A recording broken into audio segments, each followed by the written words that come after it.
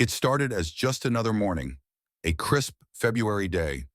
A young woman laces up her running shoes, steps outside, and takes a deep breath.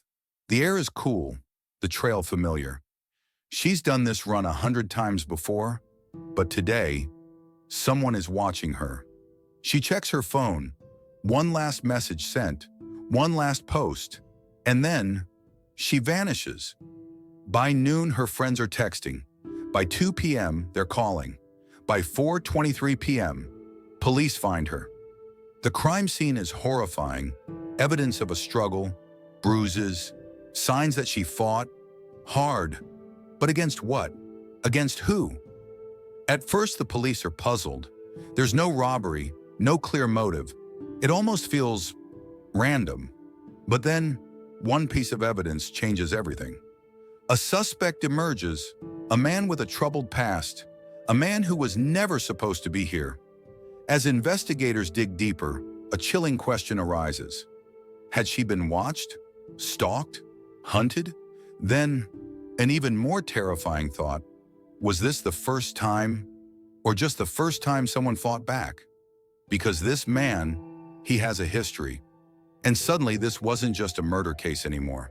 It was a national firestorm. LAKEN Riley was a promising young nursing student. Smart, kind, loved by everyone who knew her. But on one ordinary morning, her path crossed with someone who should never have been there. Was it random? Or was there something more sinister lurking beneath the surface?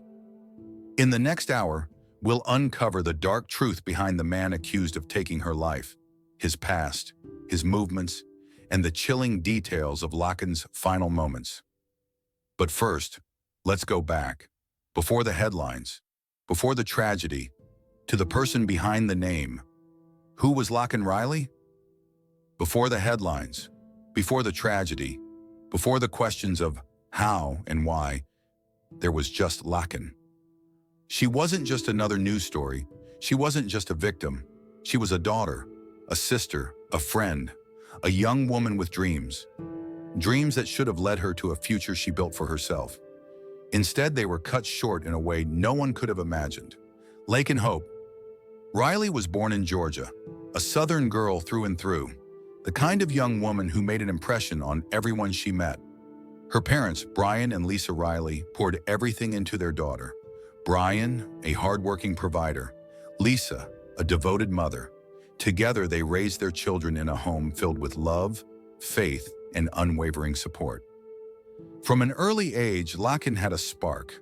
She wasn't just a child who followed, she led. Whether it was in the classroom, on the field, or among her friends, she had a way of making people feel seen, heard, valued. If there was one place LAKEN felt truly free, it was on the track. Running wasn't just a sport to her, it was a passion, a discipline, a way of life. In high school, she was a standout athlete. Friends recall how she'd wake up before sunrise to train, even on the days no one else would. She pushed herself, not just for the competition, but because she loved the challenge. But LAKEN wasn't just an athlete. She was a friend who made life brighter for everyone around her. To her best friends, she was the one they could always count on, the one who would answer the phone at 2 a.m., the one who showed up, rain or shine, whenever you needed her. No one ever imagined that one day, she'd be the one who needed saving. College was supposed to be the next great chapter of LAKEN's life, a fresh start, a place where she could turn her dreams into reality.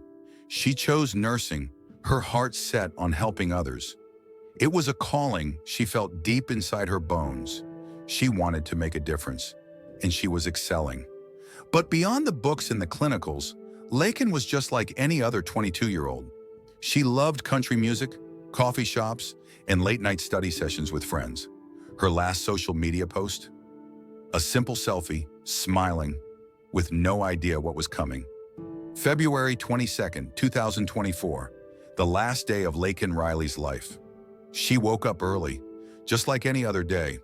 Her last text, a simple message to a friend, "Going for a run, see you later." At 10:30 a.m., she left her dorm, jogging shoes on, headphones in, a normal day, until it wasn't. By noon, she was missing. By 4:23 p.m., she was found. What happened in those final moments? Who was watching her? And was this truly random? Or had her killer been waiting? LAKEN Riley was the kind of person who lit up a room, but every bright light casts a shadow. And in the days leading up to her murder, a shadow had been watching. His name was Jose Antonio Ibarra, a man no one had paid attention to until it was too late. Who was he? How did he end up here? And what drove him to take an innocent life? To understand a killer, you have to go back to the beginning. Jose Antonio Ibarra was born in Venezuela. Details about his early life are scarce, but what is known paints a picture of hardship, struggle, and darkness. Did he grow up in a broken home? Did he witness violence as a child? Or was he simply born this way, predisposed to destruction? At some point, Jose made a choice that would change the course of his life forever. He left Venezuela, he crossed borders, and he arrived in the United States illegally. But was he searching for a better life or running from something? The system failed to notice him, or maybe it simply ignored him. Ibarra had run-ins with the law. They were warnings, red flags that in hindsight should have screamed danger. Aggressive behavior, petty crime, possible violence against women. The signs were there, but somehow he slipped through. LAKEN Riley and Jose Antonio Ibarra lived in the same town, but they were worlds apart. So how did their paths finally collide? Had he seen her before? Had he followed her? Or was it purely chance? Some killers stalk their victims for weeks, studying their habits. Others act on impulse. But Ibarra, he had nothing to lose, and that made him even more dangerous. February 22nd, 2024. LAKEN Riley laced up her running shoes, stepped outside, and never came home. Somewhere, hidden in the trees, he was waiting. Did he call out to her? Did she stop? Did she even have time to scream? By the time the search began, it was already too late. A young woman's life stolen, a town shattered, and a nation demanding answers. But there's still more to uncover. Who was Jose Antonio Ibarra before that fateful morning? And what truly drove him to kill? There are moments in life when time seems to stretch, moments so terrifying that a single second can feel like an eternity. February 22nd, 2024. 10:07 a.m., LAKEN Riley begins her morning run, completely unaware that someone is watching. The path LAKEN took was familiar, safe, a place where she had run countless times before. But on this morning, something was different. At 10:10 a.m., she reaches the midpoint of her run. This would be the last time she was seen alive. At exactly 10:12 a.m., Jose Antonio Ibarra makes his move. Did he speak to her? Did she turn and see his face? Or did she never even have the chance? Autopsy reports would later reveal the horrifying truth. She fought. She fought with everything she had. 10:45 a.m. When LAKEN Riley doesn't return home, no one panics. Not yet. She's just late, they think. Maybe she ran a little farther today. But as minutes turn into hours, dread begins to settle in. At exactly 1:03 p.m., a chilling discovery is made. She is found, hidden in the brush, her body battered, her life stolen. The town of Athens, Georgia, will never be the same again. LAKEN Riley's story should have never ended this way. But the nightmare was far from over, because now the hunt was on for a killer who had disappeared into the wind. In the aftermath of a brutal crime, time is the enemy. Every second that passes is another chance for the killer to slip away. But in this case, the evidence was waiting to tell its own story. The first officers to arrive at the scene described an eerie silence. The world had moved on, but here, time had frozen. Then the first piece of crucial evidence, a single footprint, partially buried in the dirt.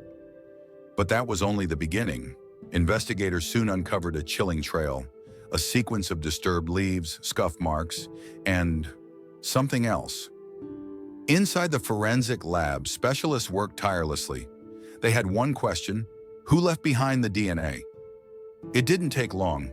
The results were clear: a match. But there was something else, something even more damning: security footage of a man, moments after the murder, moving quickly through a side street near the university campus. The timestamp? Minutes after Laken was last seen. His name was already in police records. They knew exactly who he was, exactly where to find him. Once the evidence pointed to Ibarra, law enforcement moved fast. They couldn't risk him vanishing. He had run before, and if he ran again, he might never be found. At 3:15 a.m., officers approached his last known location, a small apartment complex on the outskirts of town. They knocked once, no answer. Twice. Then, a sound from inside. Seconds later, the door burst open. Jose Antonio Ibarra was in custody. Inside the interrogation room, Ibarra sat motionless, but his body language spoke volumes. He denied everything, at first, but under pressure, the cracks began to show. Forensic evidence, witness accounts, the surveillance footage, the walls were closing in. Then came the moment investigators had been waiting for: a single slip of the tongue. Was it an admission, a mistake, or just another lie? The truth was closing in, but one question remained: would he finally confess? After weeks of painstaking investigation, the time had come. The world was watching. A single question remained: would justice be served? The prosecution wasted no time. Their case was built on cold, hard evidence: DNA, surveillance footage, and chilling forensic details. The argument was simple.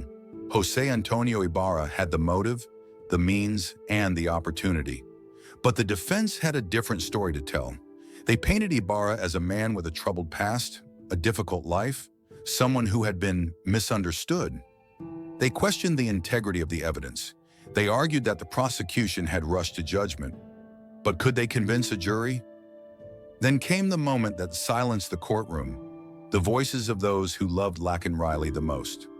Her mother spoke first, voice trembling but unwavering. "She was my light," her mother said, "and he stole that from me." Then Laken's best friend took the stand, the last person to see her alive. Her voice cracked as she recounted their final conversation. By the time the testimonies ended, there wasn't a dry eye in the room. Then, the verdict. The courtroom sat in breathless anticipation. Guilty on all counts. The sentence? Life in prison without the possibility of parole. But outside the courtroom, the battle had only begun. Laken's murder had become more than a tragedy. It had become a movement. The case ignited a firestorm. Debates over immigration policies, crime, and public safety erupted across the nation. But through the chaos, one thing remained: the memory of Laken Riley. Her family vowed to ensure that her death would not be in vain.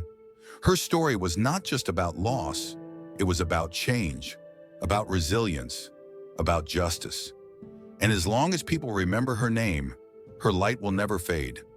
One moment, one decision, and an entire life was stolen. Laken Riley had her whole future ahead of her: a career, a family, a lifetime of memories that should have been made. But instead, her name is now part of a chilling statistic. And we have to ask the question no one wants to face. Could this have been prevented? How many warning signs were ignored? How many times have we seen stories like this unfold, only to forget until the next tragedy? I want to hear from you. What do you think? Drop a comment below. Do we need tougher laws, better protection, or something else entirely? Your voice matters. This conversation isn't just about Laken. It's about all of us. If this case shocked you, made you think, or left you with questions, then make sure you don't miss what's next.